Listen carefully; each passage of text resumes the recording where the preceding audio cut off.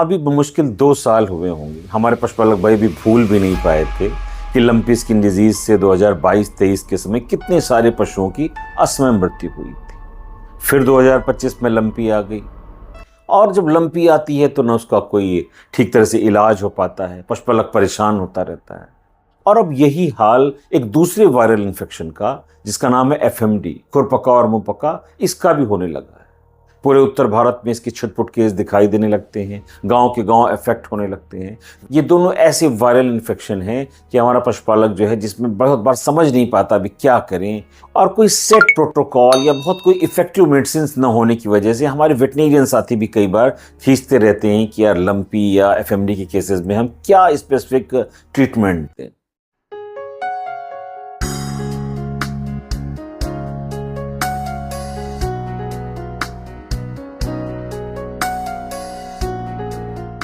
अब चूंकि हम सभी जानते हैं कि वायरल इन्फेक्शन अपनी इम्यूनिटी से ठीक होते हैं, तो इम्यूनो मॉड्यूलेटर्स देने का प्रचलन इसमें पहले से है। बहुत पुराने समय से लिवामिजाल जो एक प्रूवन इम्यूनो मॉड्यूलेटर है, 2.5 mg पर केजी बॉडी वेट के हिसाब से सबक्यूटेनियस दिया जाता रहा है, और ये एक अच्छा इम्यूनो मॉड्यूलेटर है। जब लोग अल्टरनेटिव थेरेपी में जाते हैं, होम्योपैथी के पास जाते हैं, तो वहाँ पे थूजा, मर्कसॉल, बोरेक्स जैसी दवाइयाँ हैं जिनका यूज किया जाता है और काफ़ी हद तक उनसे आराम मिलता है। कई माउथ वॉश यूज़ किए जाते हैं। साथियों, मुझे ध्यान है जब मैं प्रयागराज में पोस्टेड था और एक बार एफएमडी का आउटब्रेक हुआ, तो वहाँ पर जो वाइल्ड एनिमल थे, नीलगाय, वो भी सारे अफेक्टेड हो गए। और हम देखते थे कि जो नीलगाय है वो अपने आप जाकर जो ये बबूल होता है, कीकर या बबूल, एकेशिया अरेबिका, इसकी पत्तियों को, इसकी छाल को खाने की कोशिश करते थे। जैसा हम सभी जानते हैं कि बबूल में एस्ट्रिंजेंट एक्शन होता है, एंटीबैक्टीरियल प्रॉपर्टी है, एंटी इन्फ्लेमेटरी है वो। अच्छा, एनिमल खुद ही जान रहा है कि बबूल यानी एकेशिया अरेबिका के प्लांट से उसे कुछ ना कुछ इस बीमारी में फ़ायदा होता है। हमारे नेचर में एक और ऐसी चीज़ है जो ऐसी इन्फेक्शंस के लिए, वायरल इन्फेक्शंस के लिए, खासकर एफएमडी के लिए बहुत ज़्यादा इफेक्टिव है, और वो है यूजेनिया जैम्बोलिना, यानी जिसे हम आम भाषा में ब्लैक पम या जामुन कहते हैं। जामुन में टैनिन्स भी होते हैं, इसमें एंथोसाइनिन्स भी होते हैं, इसमें बहुत सारे फ्लेवोनाइड्स भी होते हैं। तो ये जो फ्री रेडिकल्स के लिए एक उनका दुश्मन होता है, जो फ्री रेडिकल्स हैं उनका ये सफाया करता है। साथ ही साथ इसका इम्यूनो मॉड्यूलेशन में भी बहुत अच्छा इफेक्ट है। ये जो इम्यून सेल्स हैं, मैक्रोफेजेस हैं, लिम्फोसाइट्स हैं, उनको एक्टिवेट करके बॉडी की इम्यूनिटी को मजबूत करता है। ये दो चीज़ें, एकेशिया अरेबिका और ये यूजेनिया जैम्बोलिना यानी बबूल और जामुन, ये दोनों वायरल इन्फेक्शन से लड़ने में न केवल ये इम्यूनो मॉड्यूलेशन का काम करते हैं, साथ ही साथ इनमें एंटीबैक्टीरियल, एंटी इन्फ्लेमेटरी और एस्ट्रिंजेंट जैसी प्रॉपर्टीज़ होती हैं जो वायरल इन्फेक्शन से निपटने में बहुत मदद करती हैं।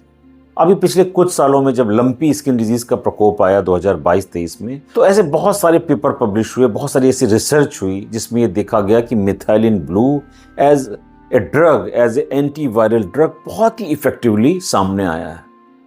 और मिथाइलिन ब्लू को अलग से भी लोगों ने दिया है, बहुत सारे लोगों ने धर्मार्थ मिथाइलिन ब्लू उस समय वितरित भी किया 2022-23 के दौर में। साथियों, 2025 में जब लंपी के कुछ छुटपुट केस आने लगे थे, तो एक दिन एक किसान मेरे पास आए, उन्होंने बोला कि मैंने एक मेडिसिन यूज की है और उससे मुझे लंपी में केस में बहुत ज़्यादा आराम मिला। उस समय मैं उस मेडिसिन से अवेयर नहीं था। उन्होंने उस मेडिसिन का ला के मुझे एक फ़ोटो दिखाया कि ये मेडिसिन मैंने दी है। 2-3 दिन बाद एक रिप्रेजेंटेटिव आए मेरे पास और उन्होंने अपनी मेडिसिन के बारे में बताना शुरू किया, और इत्तेफाकन वही मेडिसिन का पिक्चर मेरे सामने आ गया। लंपी के केसेस जब आ रहे थे और उसके कुछ दिन बाद जब अभी एफएमडी के कुछ केसेस आने लगे, तब उस दौरान मैंने ये मेडिसिन आरिलम प्लस यूज की और कई किसानों को प्रेस्क्राइब की, क्योंकि वायरल इन्फेक्शंस में महंगे एंटीबायोटिक्स का और बहुत महंगी दवाइयों का कोई यूज़ नहीं होता। अगर आप इस आरिलम प्लस का कंपोजिशन देखेंगे तो आप पाएंगे कि इसमें यूजेनिया जैम्बोलिना यानी जामुन और एकेशिया अरेबिका यानी बबूल के फाइटोकेमिकल्स डाले गए हैं। साथ ही साथ कुछ हीमोस्टेटिक एजेंट्स हैं और सारा बेस इसका मेथाइलिन ब्लू का है। तो ये 3-4 चीज़ों का कॉम्बिनेशन इस दवा को बहुत ज़्यादा इफेक्टिव बनाते हैं।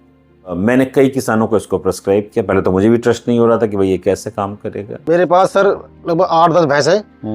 मैं एक डेयरी चलाता हूँ तो मेरे 4 पशु को खुरपका मुंहपका हुआ था, जिस कारण पशु ने चारा खाना बिल्कुल बंद कर दिया। लंगड़ा भी रहे थे, पैर से लंगड़ा रहे थे, मुंह से क्या लक्षण आ रहे थे? मुंह में भी घाव थे, मुंह में छाले झाग डाले थे, जुगाली करते थे हम, मुंह में छाले, पैर में लंगड़ा रहे थे, पैर में जख्म हो गई थी।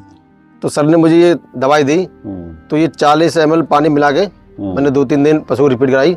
दिन में कितनी बार देते थे? 3 बार। 3 बार। अब मेरे कितने दिन में वो खाने पे आ गए? सर 3 दिन में मेरे पशु खाने पे आ गए।